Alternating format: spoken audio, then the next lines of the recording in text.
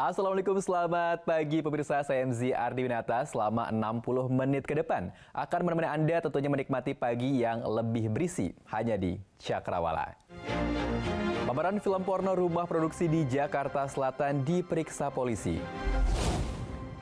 Seluas 2 hektar TPA Jatibarang Semarang terbakar. Toko makin sepi pembeli, benarkah TikTok tidak bisa jualan lagi? Baik pemirsa, Cakrawala pagi ini kita awali dari informasi yang bikin resah nih, di mana kelompok kriminal bersenjata atau KKB ini yang kembali menebar teror di Papua. Kali ini mereka membakar 1 pasar dan 7 buah kios di Kampung Yapimakot, Distrik Serambakon, Kabupaten Pegunungan Bintang, Papua.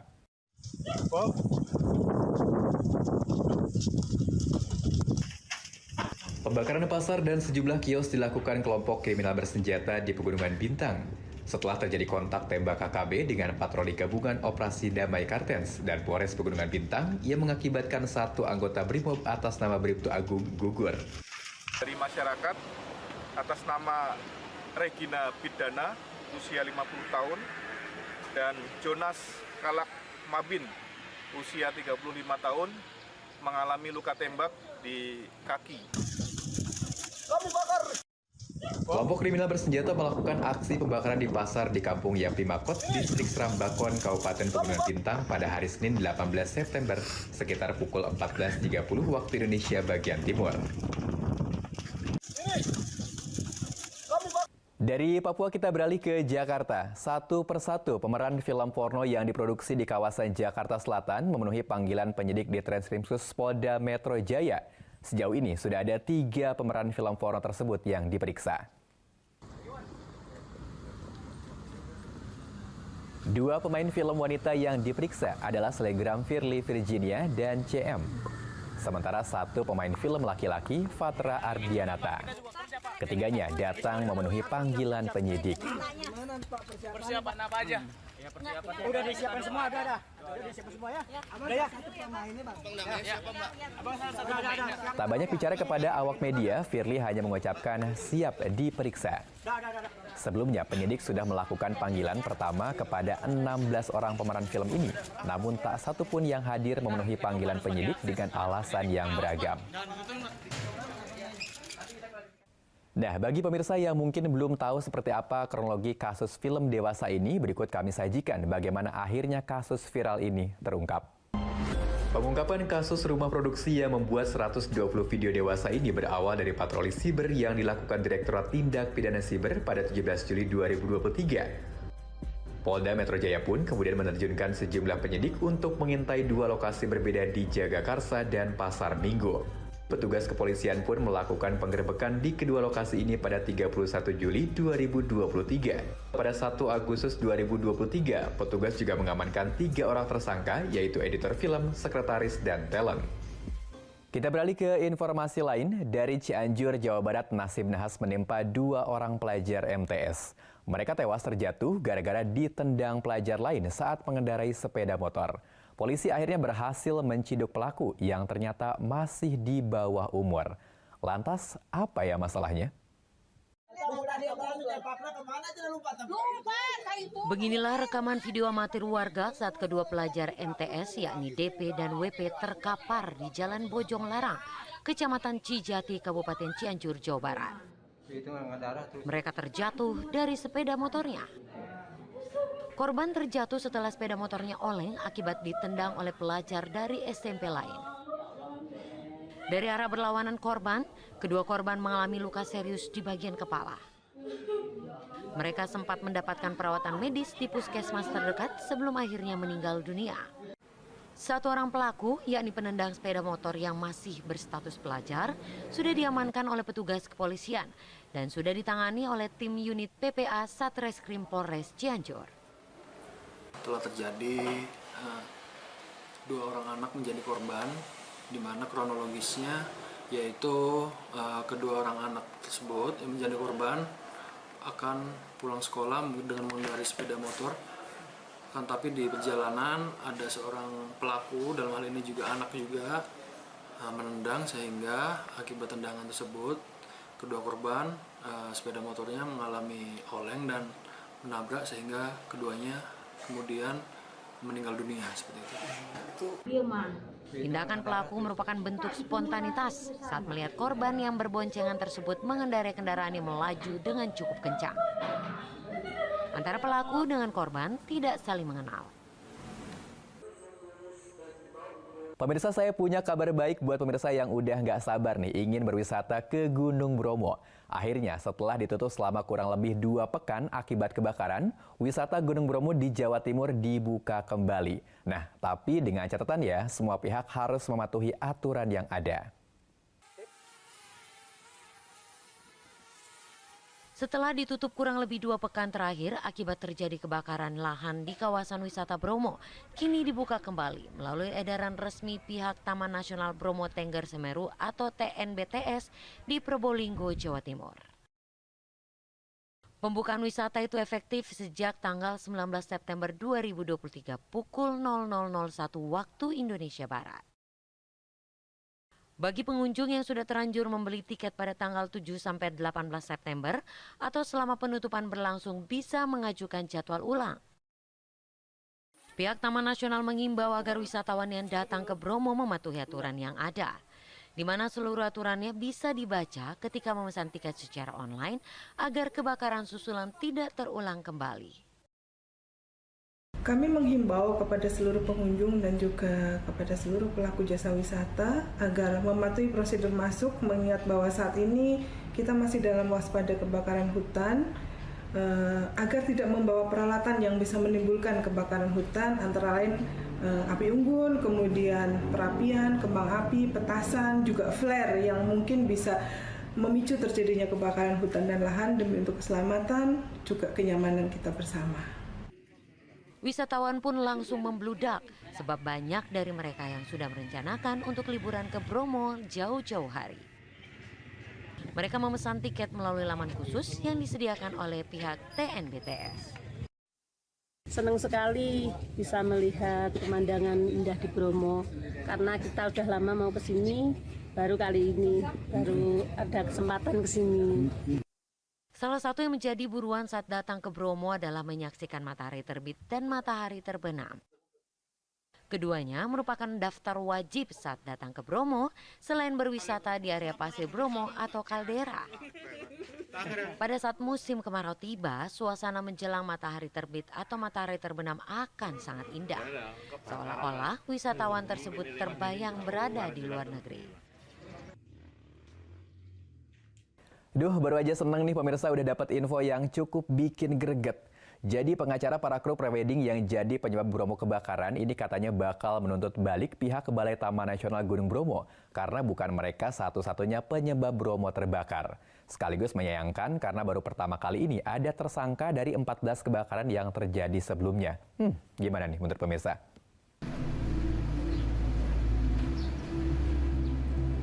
Inilah 5 kru prewedding termasuk pasangan calon pengantin pemicu kebakaran Bromo mendatangi Polres Probolinggo, Jawa Timur untuk menjalani wajib lapor 2 kali dalam sepekan.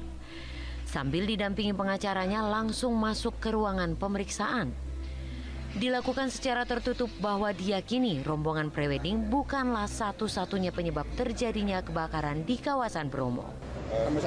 Ya jelas kita melaporkan ke NBTS karena apa? Menurut keterangan kepala desa itu sudah 15 kali ini terjadi kebakaran di Bromo. Dan baru kali ini? Baru kali ini ya kebetulan pas apesnya klien saya.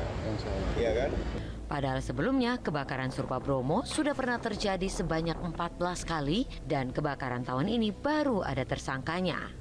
Sebenarnya rombongan prewedding ini tidak sengaja karena sudah berusaha memadamkan titik api yang ditimbulkan oleh flare saat pengambilan sesi foto prewedding dilakukan pada masa itu. Berharap pihak kepolisian memberikan keadilan karena musibah kebakaran Bromo bukan faktor kesengajaan. Selain itu, tidak adanya papan peringatan di lokasi savana Teletubbies serta pengawasan dari petugas TNBTS. Kita ke informasi lain pemirsa. Masih ingat dengan Rafael Alun? Pasti dong ya. Nah, terdakwa mantan pegawai Dirjen Pajak yang tersangkut kasus rekening gendut ini dalam sidang eksepsi di Pengadilan Tipikor, hakim mengeluarkan putusan sela yang memutuskan bahwa keberatan yang disampaikan penasihat hukum Rafael tidak dapat diterima. Lantas apa sebabnya? Berikut informasinya. Bukan ranah tindak pidana korupsi. Pada sidang yang digelar hari Senin kemarin, Ketua Majelis Hakim Suparman Nyompa mengeluarkan putusan sela yang memutuskan bahwa keberatan penasihat hukum terdakwa tidak dapat diterima. Majelis Hakim berpandangan keberatan yang disampaikan tidak dapat diterima lantaran tidak beralasan hukum. Menimbang bahwa karena keberatan penasihat hukum terdakwa tidak beralasan hukum, maka keberatan tersebut patut dinyatakan tidak dapat diterima dan pemeriksaan perkara ini tetap dilanjutkan. Demikian putusan ini dijatuhkan dalam sidang permusyawaratan majelis hakim, dihadiri penuntut umum di hadapan terdakwa didampingi penasihat hukumnya. Sebelumnya, kubu Rafael Alun mengajukan nota keberatan yang menolak dakwaan yang disampaikan oleh jaksa KPK, di mana jaksa mendakwa Rafael menerima uang sebesar 16,6 miliar rupiah. Dan gratifikasi ini diterima Rafael bersama sang istri, Ernie Meike Torondek. Dengan tidak diterimanya eksepsi ini, Majelis Hakim memerintahkan jaksa KPK untuk melanjutkan ke tahap pembuktian.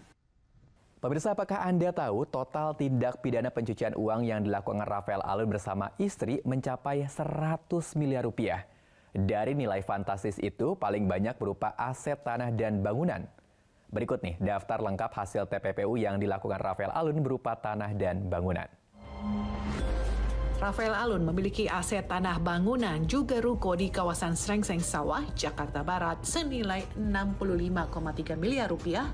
Kemudian Rafael Alun memiliki tanah, bangunan, dan rumah senilai 19,1 miliar rupiah yang berlokasi di Kebayoran Baru, Jakarta Selatan. Apartemen kepemilikan Rafael Alun sejak tahun 2019 juga diketahui berada di Jalan MT Haryono. Sementara di Sentul, Bogor, Jawa Barat, Rafael memiliki tanah dan bangunan senilai 1,8 miliar rupiah. Selanjutnya di Provinsi Sulawesi Utara, Rafael memiliki tanah seluas 528 meter persegi dengan nilai 605 juta rupiah. Di Sleman, Yogyakarta, tanah, bangunan, dan juga restoran milik Rafael Alun senilai 11,2 miliar rupiah. Toko makin sepi pembeli, benarkah TikTok tidak bisa jualan lagi? Informasinya setelah ini, jangan kemana-mana, tetap di Cakrawala.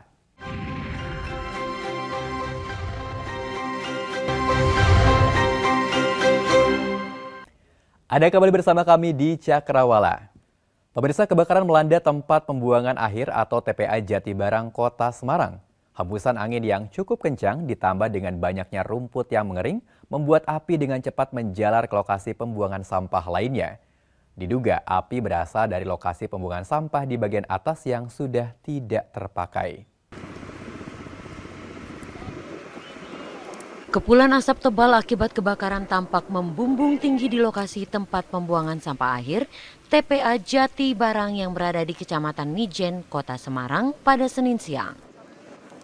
Hembusan angin yang cukup kencang ditambah dengan banyaknya rumput yang mengering membuat api dengan cepat menjalar ke lokasi pembuangan sampah lainnya. Sejumlah petugas pemadam kebakaran yang tiba di lokasi berusaha memadamkan dan menghalau api agar kebakaran tidak meluas. Kepala UPTD TPA Jatibarang mengaku kebakaran berasal dari TPA bagian atas yang telah ditutup, kemudian menjalar ke gunungan sampah yang ada di bawahnya. Sementara itu, untuk penyebab kebakaran belum diketahui. Awalnya di TPA yang sudah ditutup sih. Dari situ kemudian memang tadi siang kondisi kan agak mendung ya. Anginnya kenceng, terjadi peletihan menjalar ke bawah. Peletihan itu peletihan apa, Mas? Api. Oh, kalau awalnya? Ya penyebabnya belum diketahui. Sementara itu, Kapolsek Mijen mengaku mengerahkan seluruh jajarannya untuk membantu pengamanan dalam proses pemadaman. Selain meminta pemulung untuk bergeser, polisi yang berada di lokasi juga meminta pemilik hewan ternak untuk memindahkan hewannya dari lokasi kebakaran. Mengorganisir potensi masyarakat yang harus bantu pemadaman, masuk komunikasi dengan pemadam, kemudian di keamanan masyarakat kami melakukan himbauan ya, karena ada hewan ternak di lokasi dan para pemulung yang masih mengambil barang, terus sementara kami geserkan untuk supaya kita fokus dalam penanganan kebakaran ini. Hingga saat ini upaya pemadaman masih terus dilakukan petugas pemadam kebakaran di 2 titik lokasi dengan luasan lebih dari 2 hektar yang terbakar.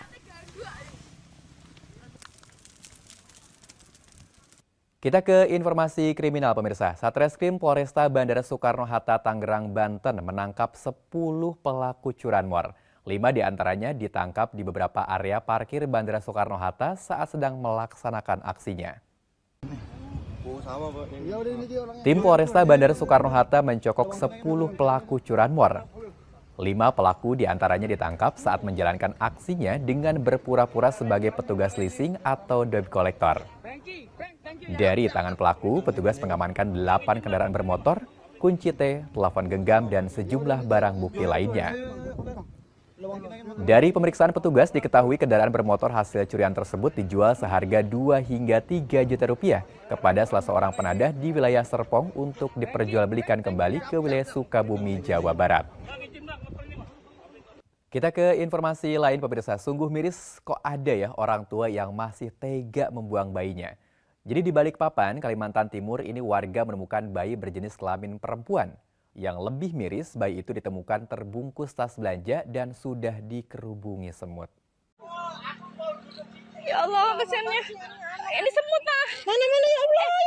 Anu dulu aja, buka dulu aja, buka dulu. Penemuan ini berawal saat warga mendengar suara tangisan bayi. Ayo kita Allah, kesiannya siapa? Itu nak tante sama ayahnya di mana tante? Saat dicari, warga menemukan bayi terbungkus di gazebo RT.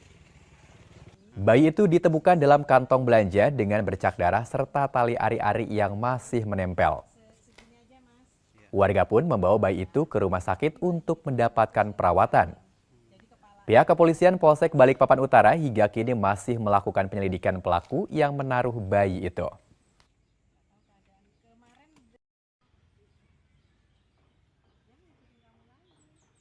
Pemirsa, platform media sosial kini tak lagi hanya untuk ajang eksistensi diri. Berbisnis melalui medsos kini begitu menggurita dan digemari semua kalangan. Tak hanya orang biasa, selebriti ternama pun memilih menjual berbagai macam produk di media sosial. Nah, ada salah satu medsos yang kini jadi perhatian karena dikhawatirkan akan mematikan UMKM lokal. Berikut informasinya.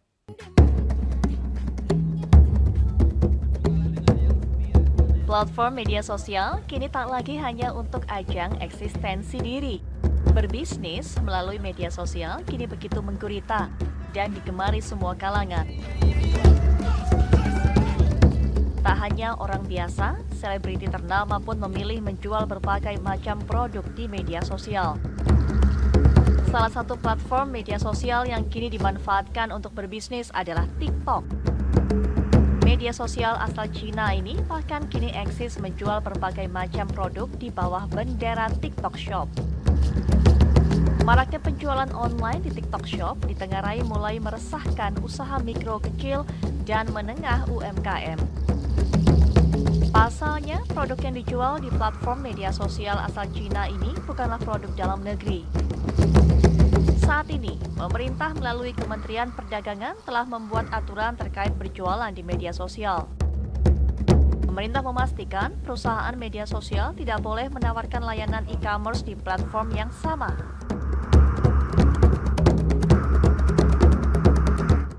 Iya pemirsa, gara-gara perubahan cara berbelanja dari direct selling menjadi online, hampir separuh penjual pakaian di Pasar Andir, Kota Bandung, Jawa Barat gulung tikar. Mereka terpaksa menutup kios karena kesulitan beradaptasi. Kondisi sentra fashion di Kota Kembang itu kini mengenaskan.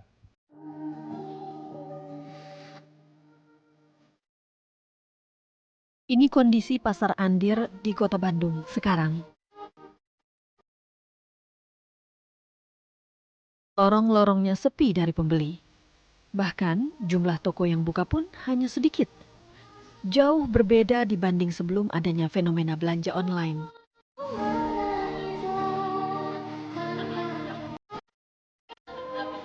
Pedagang yang masih bertahan di tempat ini harus beradaptasi dengan gaya hidup konsumen. Sambil menunggu pembeli yang datang langsung, mereka mengisi waktu dengan berjualan online.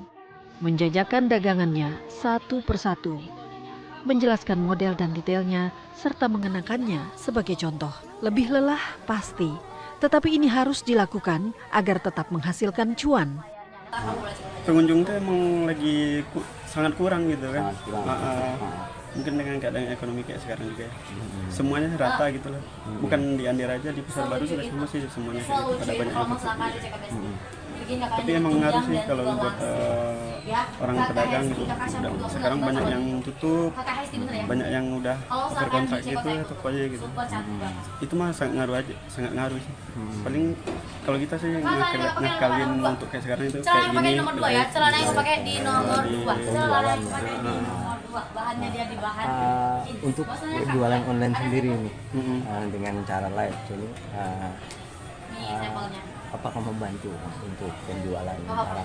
Karena bahannya sama. Cukup membantu. Ya, bahan jenis yang split dan juga ada order yang keluar. Ya, kalau untuk sekarang sih harus ngikutin ya. Ngikutin zaman lah. Ngikutin zaman gitu. Kalau kita nggak ngikutin, ya sama kayak yang lain juga nanti. Pengelola Pasar Andir Dino Lesmana membeberkan, dari total 1.004 kios, hampir separuhnya sudah tutup.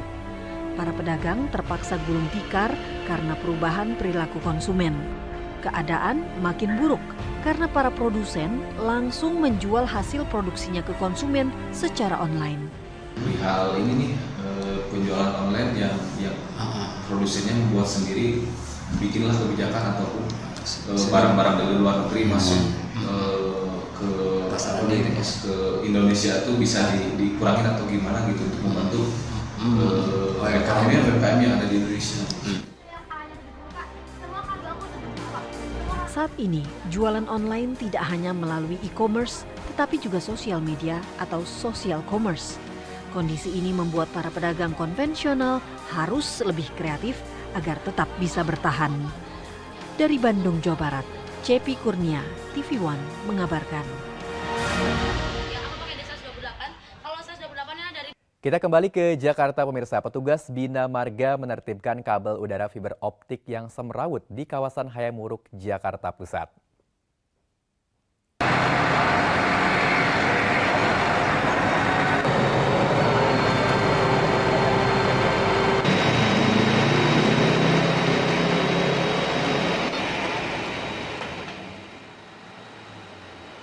Dengan alat skylift, petugas memutuskan kabel di area sepanjang 1,3 km dengan 44 kabel dari 28 operator.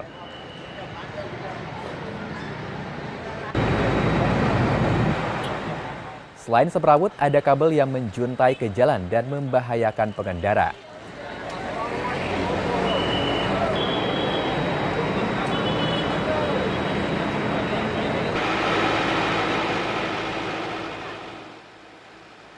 Penertiban ini juga dilakukan dalam rangka relokasi jaringan utilitas yang terdampak pembangunan MRT fase 2A CP 202 Harmoni Mangga Besar.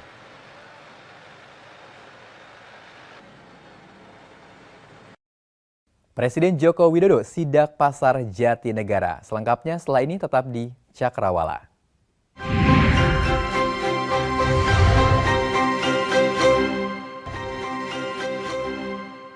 Terima kasih pemirsa, Anda kembali bersama kami hanya di Cakrawala. Pemirsa, selebgram Nur Utami jadi tersangka baru kasus narkoba Freddy Pratama. Nur Utami adalah istri seorang bandar narkoba jaringan Freddy yang menguasai Sulawesi Selatan. Tak hanya menjebloskannya ke penjara, polisi turut menyita aset sang selebgram yang ditaksir mencapai 7 miliar rupiah. Polisi telah menetapkan satu lagi tersangka dalam kasus jaringan narkoba internasional Freddy Pratama. Tersangka baru itu merupakan Nur Utami, seorang selebgram asal Makassar, Sulawesi Selatan. Saat ini, Nur telah ditahan di Rutan Barreskrim Polri. Menurut polisi, Nur Utami adalah istri dari S yang merupakan jaringan narkoba Freddy Pratama di Sulawesi Selatan. S bekerja sama dengan WW yang ditangkap di Malaysia untuk mengendalikan peredaran narkoba di Sulawesi Selatan. S sendiri saat ini masih buron. Bersama dengan penetapan tersangka atas Nur Utami, polisi juga menyita sejumlah aset dan barang-barang mewah yang totalnya mencapai kisaran 6 hingga 7 miliar rupiah. Dalam jaringan Freddy, Nur bukanlah pemakai maupun pengedar. Ia berperan mencuci uang suaminya sebagai bandar narkoba Sulawesi Selatan di bawah kendali tak langsung dari sang gembong, Freddy Pratama. Hasil investigasi yang kami lakukan berdasarkan keterangan saksi dan alat bukti yang lain, bahwa barang-barang bukti yang berhasil kita sita, yang saya sebutkan tadi, itu tidak diatasnamakan yang bersangkutan NU maupun S. Tetapi kita bisa buktikan bahwa perolehannya itu adalah berasal dari S yang kemudian digunakan oleh NU untuk membeli aset, baik kendaraan maupun barang-barang termasuk juga tanah dan bangunan. Total asetnya lebih kurang kami hitung tadi sekitar 6-7 miliar. Dengan penangkapan Nur Utami, maka sejauh ini polisi telah menahan 40 tersangka. Selain Nur Utami, setidaknya seorang selebgram lain juga ditangkap di Lampung. Ia adalah selebgram asal Sumatera Selatan, Adelia Putri Salma. Sindikat Freddy ini memiliki jaringan terstruktur yang membuatnya sulit dilacak. Seorang polisi pun terlibat dalam jaringan ini. Ia adalah mantan Kasat Res Narkoba Polres Lampung Selatan, AKP Andri Bustami. Pengungkapan dan pengejaran terhadap jaringan narkoba Freddy Pratama ini dimulai saat operasi bersama antara Polri, Kepolisian Malaysia, Kepolisian Thailand, dan Badan Narkotika Amerika Serikat DEA pada tahun 2020.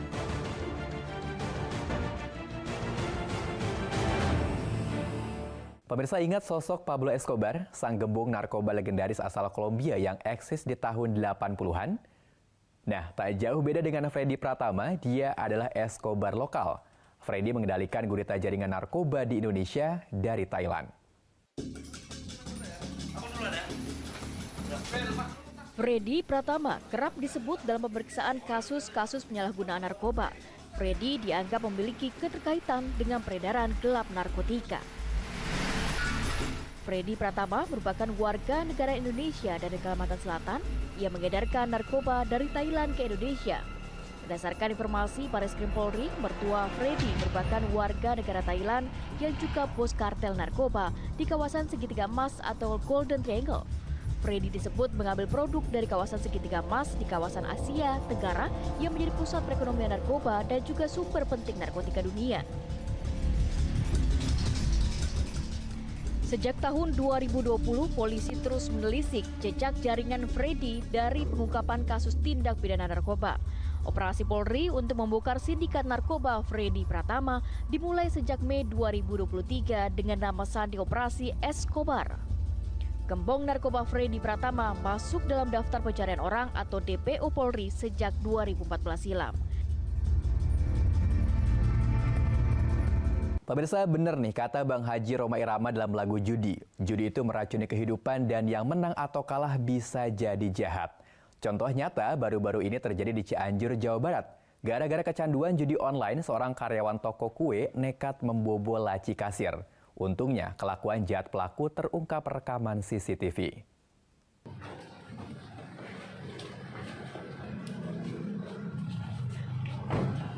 Inilah MR, seorang karyawan yang baru 1 bulan bekerja di toko kue dan roti di Jalan Taifur Yusuf, Kecamatan Cianjur Kota. Saat diamankan di Mapolsek Cianjur Kota dari rumahnya di wilayah Desa Maleber, MR tak bisa berbuat banyak dan hanya tertunduk saat dibawa ke ruang pemeriksaan. MR ditangkap setelah adanya laporan pemilik usaha yang kehilangan uang sebesar Rp8.500.000 dari dalam laci kasir. Menurut pemilik toko, kasus ini terungkap setelah adanya laporan dari salah satu karyawan yang mengetahui rusaknya laci kasir yang tidak bisa dibuka. Pihak toko akhirnya membongkar laci kasir. Ternyata uang di laci kasir sudah hilang.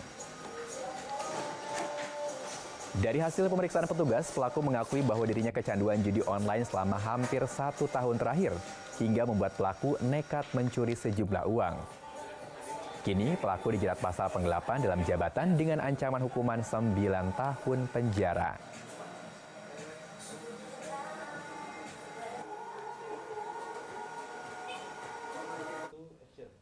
Pemirsa, lagi-lagi bule di Bali ini berulah Kali ini seorang bule mendorong anggota Polantas saat ditegur karena melakukan pelanggaran lalu lintas di Jalan Sunset Road Badung, Bali.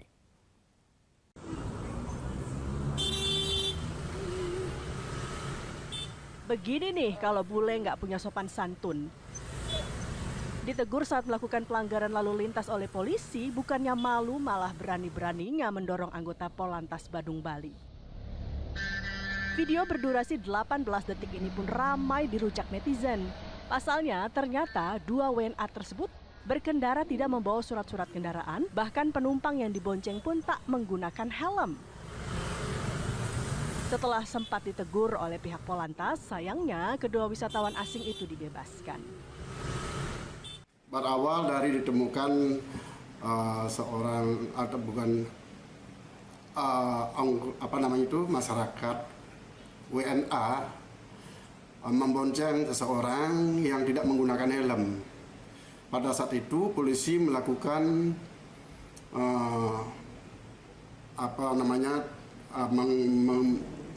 meminggirkan kendaraan yang bersangkutan dan memeriksa surat-surat yang bersangkutan. Ternyata yang bersangkutan tidak membawa surat-surat. Pada saat dilakukan peneguran, pada saat itulah terjadi mendorong. Kini polisi pun mencari kedua pelaku, termasuk mencari data kewarganegaraan bule dan tempat mereka menyewa sepeda motor yang digunakan saat peristiwa viral itu terjadi.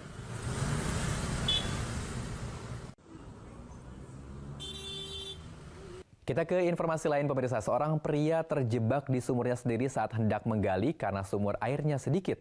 Korban diperkirakan kehabisan oksigen akibat keracunan gas. Saat dievakuasi petugas BPBD, korban dalam kondisi lemas dan langsung dibawa ke rumah sakit.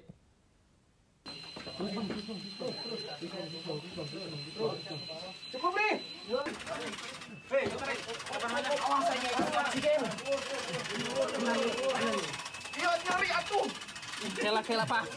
Muhammadin, warga Kelurahan Mekarwangi, Tanah Sareal, Kota Bogor, Selasa siang terpaksa dievakuasi oleh petugas BPBD Kota Bogor. Pria berusia 46 tahun ini terjebak saat ingin memperdalam sumur miliknya yang sudah mengering. Diduga korban kekurangan oksigen saat berada di dasar sumur. Tarik nafas. Op, tahan. Op, tahan. Alhamdulillah barokallah. Petugas sempat kesulitan saat hendak mengevakuasi lantaran ukuran sumur yang cukup hanya satu orang. Air. Petugas akhirnya menggunakan tali sistem turun sambil membawa tabung scuba. Saat ditemukan, korban dalam kondisi pingsan selama 12 menit, namun setelah diberi oksigen kembali sadar.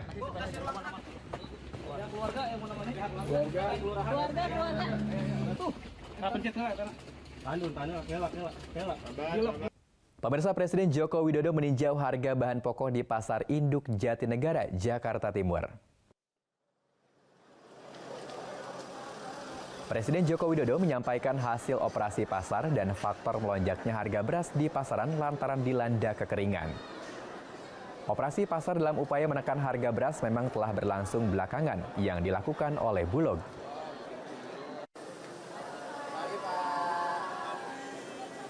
Jokowi berharap harga beras segera turun pasca dilaksanakannya operasi pasar. Harga kayak bawang merah turun, bawang putih juga turun. Hanya satu memang masih beras. Beras kita sudah lakukan operasi pasar, menggelontorkan ke retail, menggelontorkan ke Cipinang, dan kita harapkan mungkin dalam 2 minggu, 3 minggu ini akan mulai di masyarakat sudah mulai turun. Meskipun juga sudah turun sedikit. Jokowi juga menegaskan akan menambah stok beras hingga 1 juta ton guna memastikan keamanan pangan. Selain bahan pokok, di dalam pasar Jokowi juga meninjau lapak penjual lauk pauk. Bapak. Ya, Pak.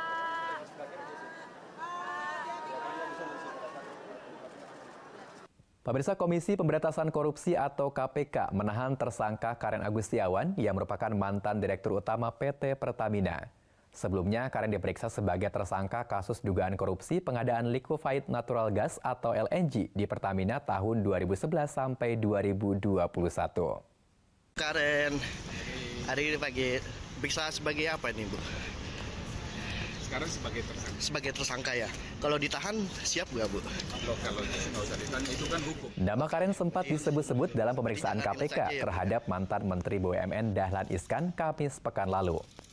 Saat itu Dahlan ditanyai tentang penentuan kebijakan kebutuhan LNG serta proses kontrak pengadaan LNG ketika Dahlan menjabat sebagai Menteri BUMN tahun 2011 sampai 2014. Sebelumnya KPK juga telah memeriksa 2 mantan dirut BUMN sebagai saksi. Kasus korupsi pembelian LNG di Pertamina ditaksir merugikan keuangan negara hingga 2 triliun rupiah. Karen akhirnya ditahan KPK. 48 pasangan nikah massal dapat banyak fasilitas gratis. Selengkapnya setelah ini, tetaplah di Cakrawala.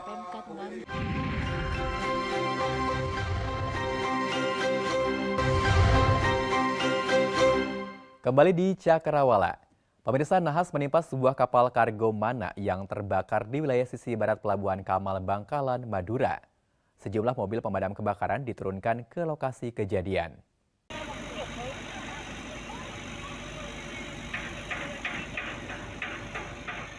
Kapal kargo Mana yang bersandar di area Bendok Yard di sisi barat wilayah Pelabuhan Kamal, Bangkalan, Madura terbakar. Kobaran api yang terlihat terus menyala dan mengepul di tengah badan kapal kargo membuat para pekerja di kompleks perbaikan kapal milik PT Ben Santosa Bangkalan panik.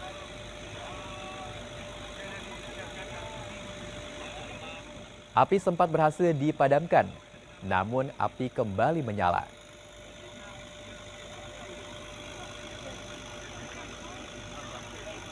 Kobaran api yang membakar kapal pengangkut bahan bakar minyak ini baru bisa dipadamkan pada siang hari. Beruntung tidak ada korban jiwa dalam peristiwa itu. Pemirsa, tak hanya polusi nih, krisis air bersih kini sedang melanda Bekasi, Jawa Barat. Warga Bekasi mengeluhkan kualitas air pam yang tidak layak dikonsumsi. Air yang keruh dan berbau bahkan membuat sejumlah warga mengalami penyakit kulit. Tinggi kali Ibu ya? Sudah 1 pekan pelanggan Perumda Tirta Patriot di wilayah kota Bekasi mengalami krisis air. Meski sebagian rumah air pamnya masih mengalir, namun masih berbau. Hari ini ada. Tadi sih. Sebagian warga terpaksa meminta air ke tetangga. Bahkan ada juga yang harus menempuh jarak yang cukup jauh untuk mendapatkan air tanah, guna menghindari air bau yang masih menyengat. Kualitas air baku yang tercemar limbah membuat air yang mengalir ke rumah warga tidak layak dikonsumsi. Mati kalau malam itu kadang ngalir kecil gitu. Malam pagi gitu ngalir gitu. Kualitasnya gimana, Bu? Kualitas airnya sih bau ya. Masih bau, Bu? Iya, masih sedikit. Tapi yang hari yang mungkin yang semalam mungkin agak bagusan dikit kali mungkin ya. Tapi bau gitu, ya. Tapi tetap bau sih. Buat cuci-cuci sayuran aja, buat masak. Buat mandi gitu, Bu. Mandi palingan buat bilas terakhir aja. Kalau pakai air pam kan bau. Airnya bau masih. Lengket ke kulit terus gatel-gatel. Selain bau, jika digunakan untuk mandi, air tersebut lengket ke badan dan dapat menimbulkan gatal-gatal. Salah satu pelanggan bahkan mengalami penyakit kulit. Ia terpaksa menghabiskan dana 2 juta rupiah untuk berobat. Iya, ini semenjak air pam kotor aja itu gatel, udah mau hampir 2 minggu lebih ya. Dari yang pertama kena limbah itu katanya itu udah mulai gatel-gatel, tapi saya pikir karena udara kotor ya. Ternyata saya ke dokter. Kata dokter umum harus nggak boleh mandi air pam. Saya nggak mandi air pam, isi ulang. Memang air pamnya juga bau kan. Warga berharap Perumda Tirta Patriot dan Pemkot Bekasi serius menangani permasalahan pencemaran air baku yang menyebabkan distribusi air ke pelanggan terganggu. Pasalnya, selama ini warga membayar mahal biaya air pam dan tidak mendapatkan diskon atau kompensasi saat air pam mengalami gangguan. Kecewa, sangat kecewa, beneran. Kerjanya tuh ngapain? Main handphone, scroll TikTok, apa malah TikTokan? Ya kan?